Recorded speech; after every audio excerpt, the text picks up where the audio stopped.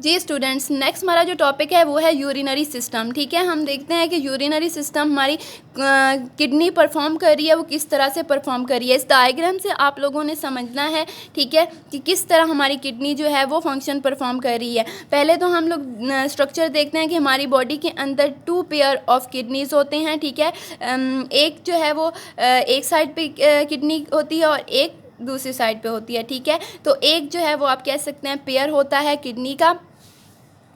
इसके साथ tubes attach होती हैं जिसे हम यूरिटरी ट्यूब्स कहते हैं। ये आप लोगों को यहाँ पे दिखाया भी गया है कि ये हमारे पास ट्यूब्यूल्स हैं। ठीक है, यहाँ पे कहाँ पे मेंशन किया गया है,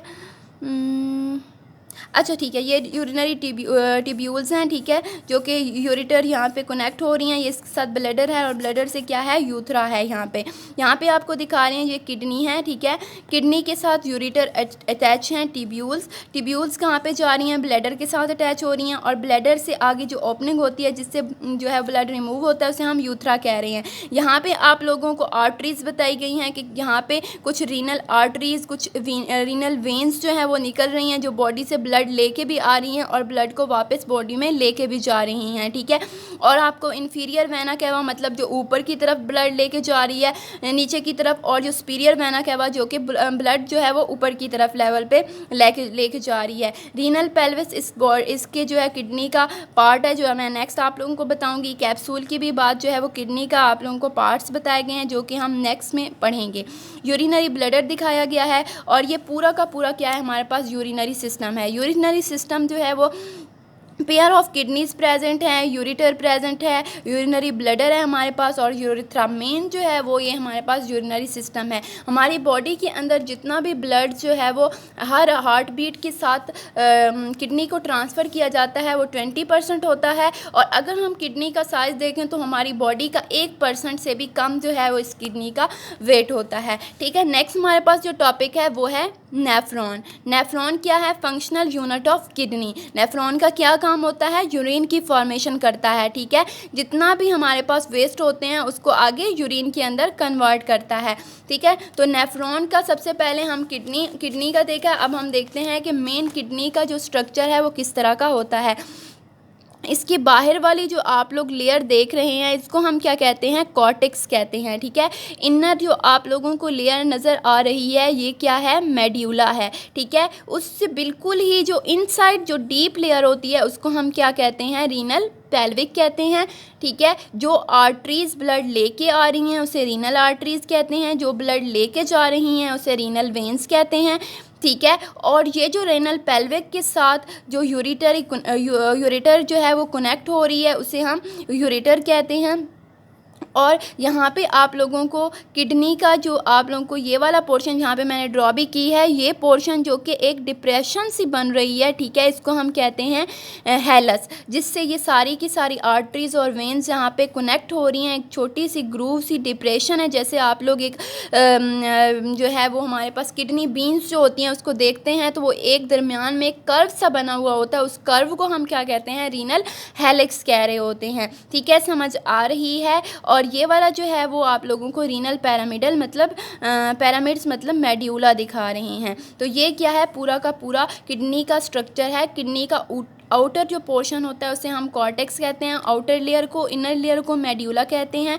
और मेड्यूला के बाद जो लेयर होती है जिसे हम कैनोनिकल ट्यूब्स आप कह सकते हैं जो प्रेजेंट होती है उसे हम रीनल पेल्विक्स कहते हैं। एक कैनोनिकल शेप्स का ट्यूब्यूल्स होती है या आप कह सकते हैं पोर्शन होता है उसे हम रीनल पेल्विक्स कह रहे होते हैं। और उसके साथ यूरिटर कनेक्ट हो रही होती है जो कि ब्लैडर के साथ आगे कनेक्ट होती है। ठीक है, तो ये मेन जो है वो एक स्ट्रक्चर है किडनी का। अब हम देखते हैं कि नेफ्रॉन का क्या स्ट्रक्चर है। इनसाइड जो मेड्यूला के और कॉर्टेक्स के ऊपर डिफरेंट नेफ्रॉन प्रेजेंट हैं, उनका स्ट्रक्चर किस तरह का होता है। उससे पहले आप लोगों को पता होना चाहिए कि नेफ्रॉन जो होते हैं वो 3 टाइप के होते हैं। जो कॉर्टेक्स के ऊपर नेफ्रॉन प्रेजेंट होंगे उन्हें कॉर्टिकल नेफ्रॉन कहते हैं। जो कॉर्टेक्स और मेड्यूला की इस जक्स्टा मेडनरी लाइन और बॉर्डर के ऊपर जो नेफ्रॉन होंगे उन्हें हम जक्स्टा मेडनरी नेफ्रॉन कहते हैं। ठीक है, और जो मेड्यूला के बिल्कुल मेड्यूला के अंदर जो नेफ्रॉन प्रेजेंट होंगे उन्हें हम मेडनरी नेफ्रॉन कहते हैं। 3 टाइप के नेफ्रॉन्स होते हैं। ठीक है, तो नेक्स्ट हम देखते हैं कि नेफ्रॉन का स्ट्रक्चर किस तरह का होता है।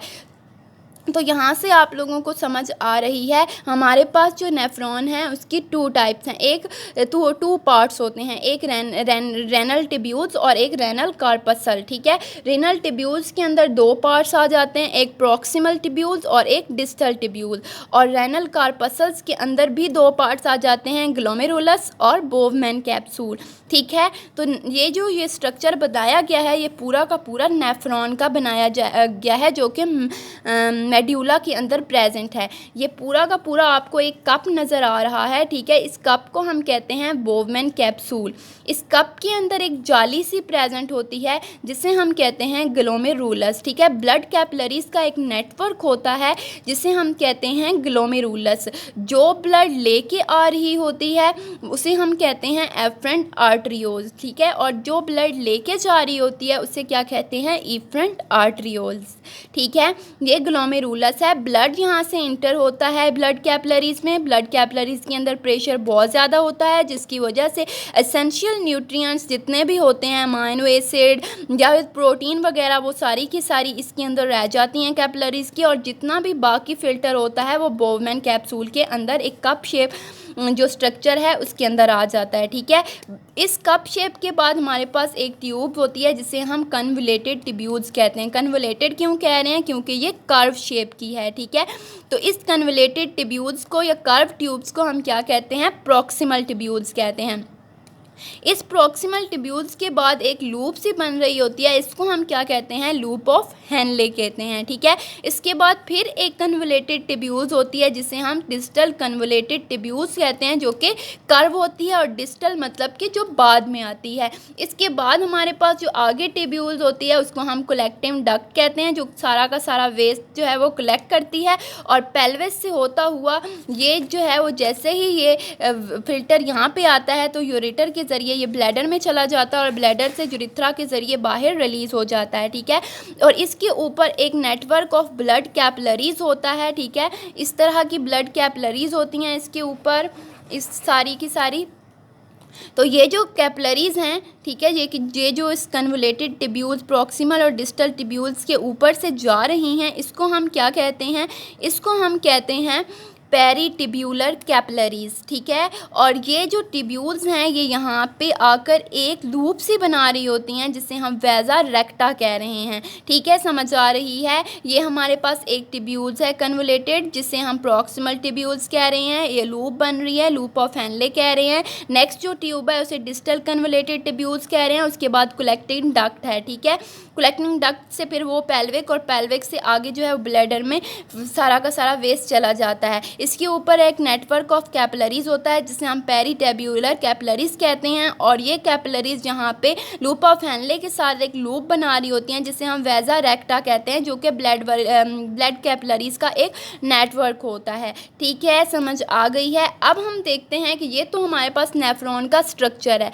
अब हम देखते हैं कि इसका फंक्शन क्या है। ठीक है, तो हमारे पास जो नेफ्रॉन है, नेफ्रॉन के जो फंक्शन है वो 3 फंक्शंस होते हैं, एक फिल्ट्रेशन, रीअब्जॉर्प्शन और सिक्रीशन। ठीक है, सबसे पहले फिल्ट्रेशन हो रही होती है। फिल्ट्रेशन कैसे होती है कि यहाँ से ब्लड आता है, ब्लड के अंदर बहुत ज़्यादा प्रेशर होता है। ठीक है, और जितना भी ब्लड के अंदर एसेंशियल न्यूट्रिएंट्स होते हैं वो कैपिलरीज के अंदर अब्जॉर्ब हो जाते हैं। बाकी जितना भी फिल्टर होता है वो बोवमैन के अंदर, कप के अंदर आ जाता है, उसे हम अब क्या कहेंगे, फिल्ट्रेट कहेंगे। वो फिल्ट्रेट नेक्स्ट मूव करता है प्रॉक्सिमल ट्यूब्यूल्स के अंदर।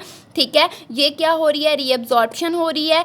जितना भी फिल्ट्रेट होगा वो मूव कर जाएगा प्रॉक्सिमल ट्यूब्यूल्स के अंदर। अब क्या हो रही है, रीअब्जॉर्प्शन। ठीक है, अब प्रॉक्सिमल ट्यूब्यूल्स के अंदर क्या होगा, जितने भी एसेंशियल न्यूट्रिएंट्स वगैरह अभी रह गए होंगे उस फिल्ट्रेट के अंदर वो इस प्रॉक्सिमल ट्यूब्यूल्स के अंदर रीअब्जॉर्ब हो जाएंगे। ठीक है, बाकी वेस्ट कहाँ पे मूव कर जाएगा, लूप ऑफ हेनले से डिस्टल ट्यूब्यूल्स की तरफ मूव कर जाएगा, और डिस्टल ट्यूब्यूल्स से कलेक्टिंग डक्ट के अंदर मूव कर जाएगा। ठीक है, उसके बाद नेक्स्ट स्टेप क्या होगा, सिक्रीशन होगी। सिक्रीशन पे यहाँ पे क्या होगा, यहाँ पे जो लूप ऑफ हेनले है इसके अंदर हाइड्रोजन आयंस जो हैं उसकी क्या होगी, हाइड्रोजन आयंस जो है वो यहाँ पे रिलीज़ होंगे। सारे के सारे हाइड्रोजन आयंस रिलीज़ होंगे। क्यों रिलीज़ होंगे, ताकि पीएच को मेंटेन किया जा सके और जितना भी ये फंक्शन हो रहा है वो प्रॉपर तरह से परफॉर्म हो सके, ताकि ये फिल्ट्रेट आगे डिस्टल ट्यूब्यूल और कलेक्टिंग डक्ट की तरफ मूव कर सके, ठीक है।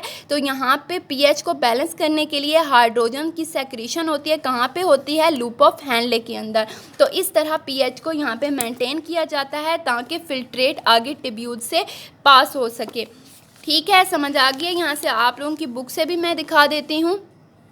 ये आप लोगों को यहाँ पे बोवमैन कैप्सूल का बताया गया है।